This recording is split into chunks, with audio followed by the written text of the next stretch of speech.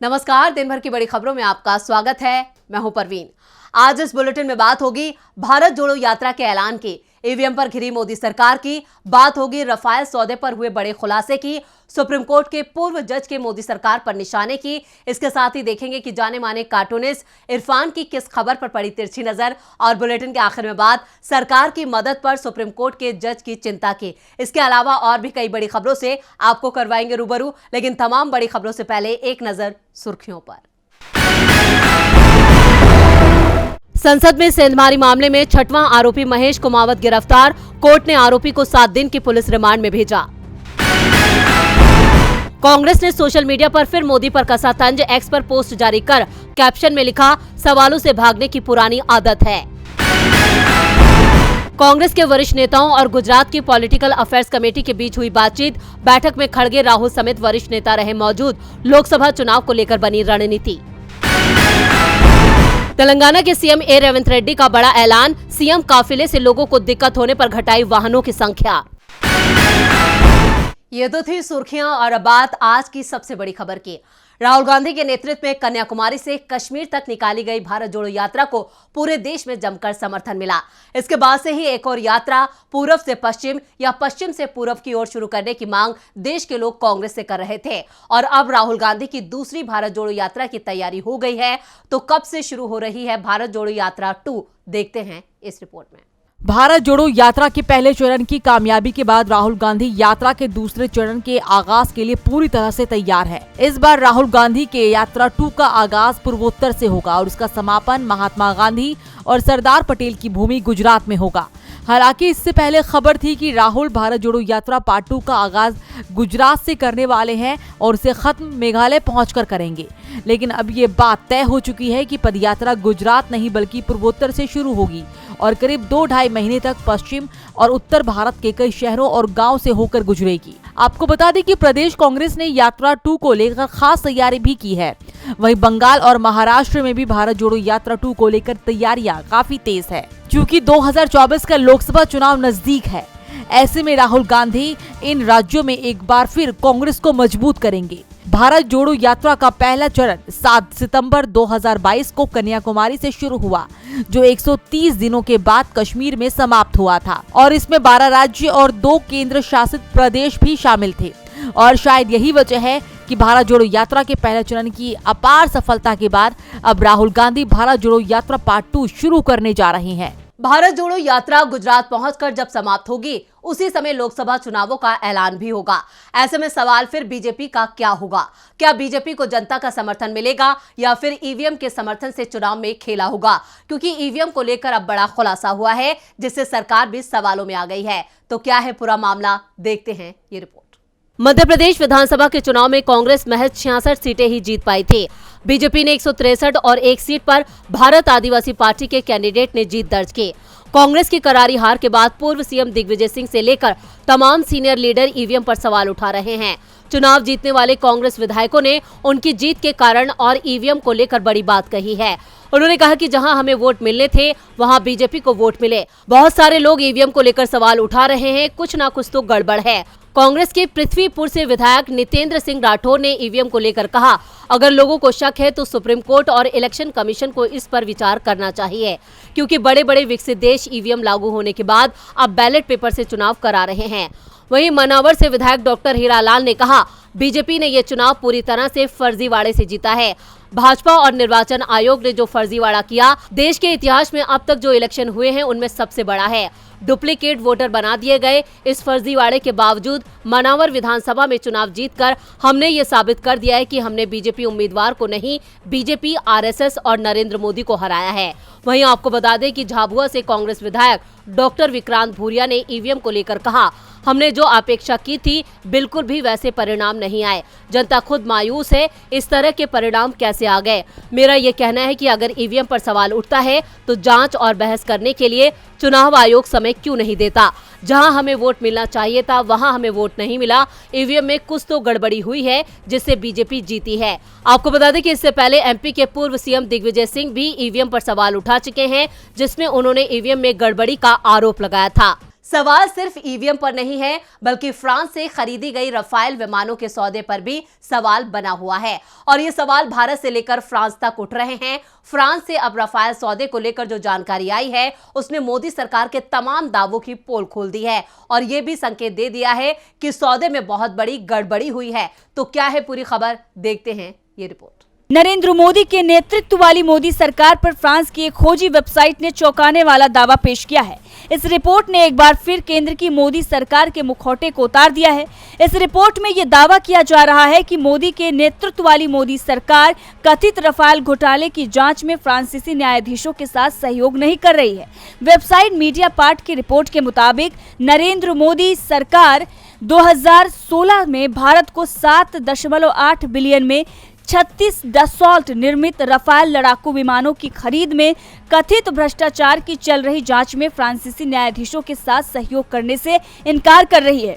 बताया तो ये भी जा रहा है कि भारत सरकार ने वास्तव में इस मामले पर अंतर्राष्ट्रीय सहयोग के औपचारिक अनुरोध का पालन करने से भी इनकार कर दिया है, जिसकी आपराधिक जांच नवंबर 2022 के संदिग्ध भ्रष्टाचार, इन्फ्लुएंस पैडलिंग और पक्षपात को लेकर 2 फ्रांसीसी न्यायाधीशों द्वारा की गई थी। रिपोर्ट के अनुसार ये मामला विशेष रूप से मोदी सरकार की इच्छा को दर्शाता है, जिसे पेरिस में भी दोहराया गया, ताकि ये सुनिश्चित किया जा सके कि राफेल जेट की बिक्री पर भ्रष्टाचार की फ्रांसीसी न्यायिक जांच किसी भी नतीजे पर ना पहुंचे। रिपोर्ट में यह भी दावा किया गया है कि इसका नतीजा ये है कि जांच करने वाले न्यायाधीशों को एक बड़ी बाधा का सामना करना पड़ता है, क्योंकि उनके पास वर्गीकृत फ्रांसीसी दस्तावेजों और भारतीय न्यायिक दस्तावेजों दोनों की कमी है, जो गुप्त कमीशन के भुगतान को साबित करते हैं। यही नहीं, रिपोर्ट में यह भी कहा गया कि भारत सरकार ने लगभग 8 महीने तक इस मामले में फ्रांसीसी दूतावास का ध्यान भटकाता रहा और आखिर में सभी संचार समाप्त कर दिए गए। आखिर सौदे में सरकार क्या छुपाना चाहती है, देश को जानना जरूरी है, लेकिन सवाल ये भी उठ रहे हैं कि विपक्ष के सवालों का जवाब मोदी सरकार देती नहीं है।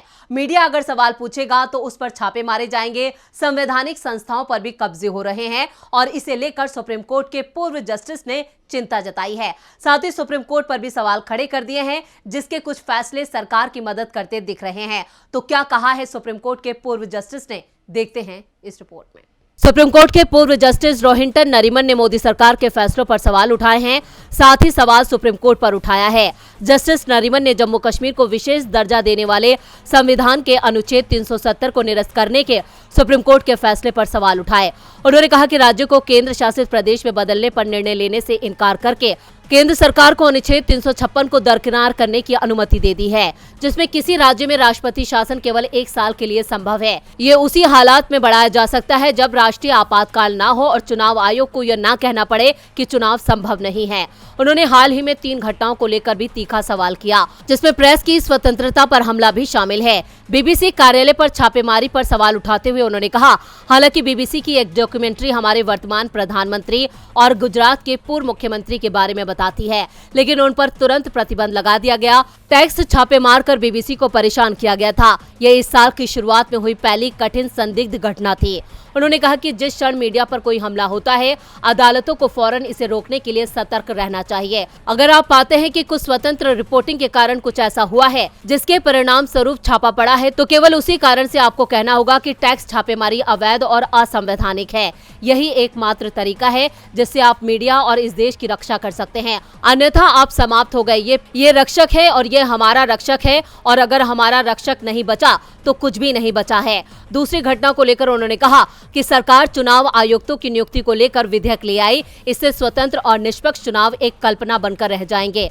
मेरे हिसाब से इसे एक मनमाने कानून के रूप में खारिज किया जाना चाहिए, क्योंकि ये चुनाव आयोग के कामकाज की स्वतंत्रता को कमजोर करता है। इसके साथ ही केरल के राज्यपाल ने जिस तरह से विधानमंडल से पारित 7 विधेयक रोके और राज्य की विधायी गतिविधि को रोका, वो परेशान करने वाला है। लोकतंत्र संकट में दिख रहा है तो दूसरी ओर इंडिया गठबंधन लोकतंत्र को बचाने की लड़ाई लड़ रहा है और इस लड़ाई को कांग्रेस लीड कर रही है। पार्टी ने जनता से बड़ी मांग की है, साथ ही समर्थन भी मांगा है। तो कैसे जनता के साथ मिलकर लोकतंत्र को बचाने की लड़ाई में जुटी कांग्रेस, देखते हैं ये खबर। देश की सबसे पुरानी पार्टी कांग्रेस इस वक्त आर्थिक संकट से जूझ रही है।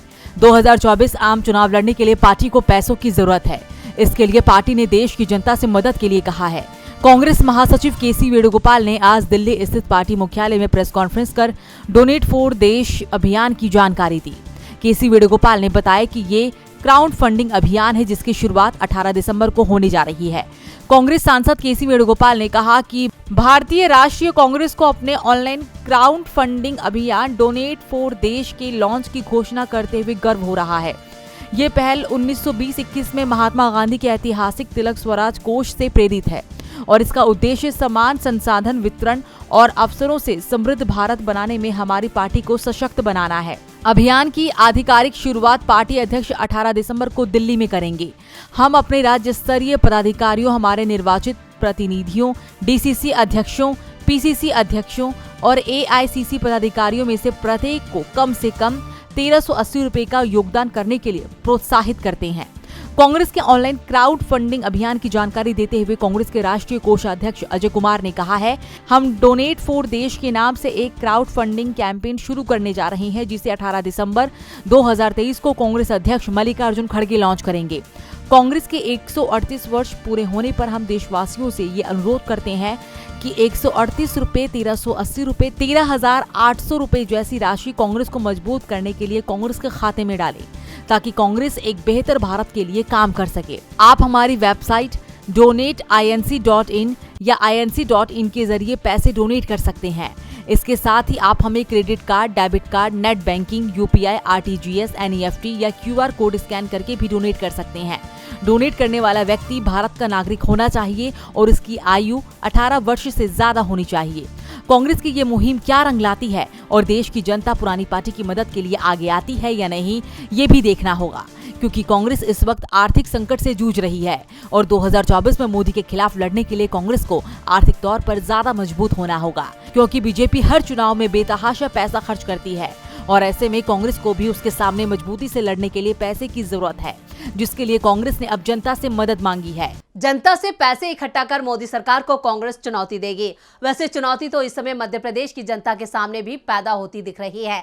जिस योजना के चलते एमपी की जनता ने बीजेपी को फिर से बहुमत दिया, वो योजना संकट में दिख रही है। मध्य प्रदेश में मोहन सरकार बनने के बाद से ही लगातार लाडली बहना योजना और उसके चालू या बंद रहने को लेकर सवाल किए जा रहे हैं, लेकिन इसका अब तक कोई साफ जवाब नहीं दिया गया। तो इसको लेकर सोशल मीडिया पर एक लेटर भी वायरल हुआ, जिसके बाद मानो सियासत ही शुरू हो गई। दरअसल एमपी के सागर जिले में महिला और बाल विकास विभाग कार्यालय से लाडली बहना योजना को लेकर एक आदेश जारी किया गया। आदेश सोशल मीडिया पर खूब वायरल हुआ। सियासत तेज होने के बाद सरकार का दबाव पड़ा, जिसके बाद उस आदेश को निरस्त करना पड़ गया, लेकिन इससे पहले ही मामला गर्मा चुका था। तो अब कांग्रेस ने इस मुद्दे पर बीजेपी की नई सरकार पर हमला भी शुरू कर दिया है। एमपी कांग्रेस के एक्स हैंडल से लिखा गया कि लाडली बहना योजना में छटनी शुरू, धीरे धीरे सरकार योजना बंद करने की तैयारी में, लाडली से ठगी आने लगी है सामने, हे सरकार बंद करो ठगी का कारोबार।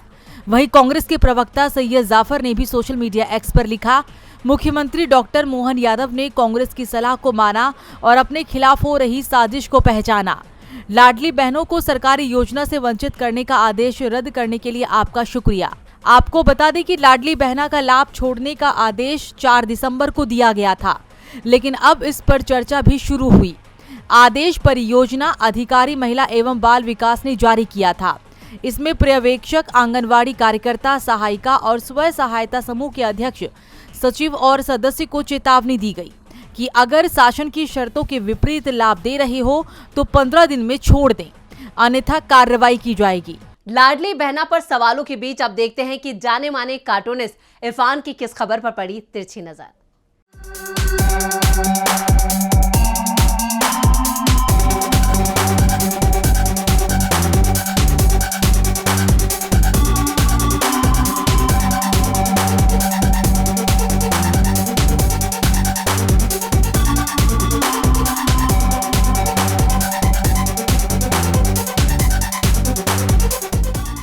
बीजेपी एक प्रयोग करने वाली पार्टी रही है। उसने अभी अभी राज्यों में, तीनों राज्यों में 3 नए फेस ला करके सीएम बना दिए हैं। अब मध्य प्रदेश में वो MBBS की क्लासें भी हिंदी में करने जा रही है। अब भाई प्रयोग तो प्रयोग है, देखना है कि क्या इन क्लासों से MBBS के स्टूडेंट्स डॉक्टर निकलेंगे या सिर्फ हिंदी के विद्वान बन के ही निकलेंगे।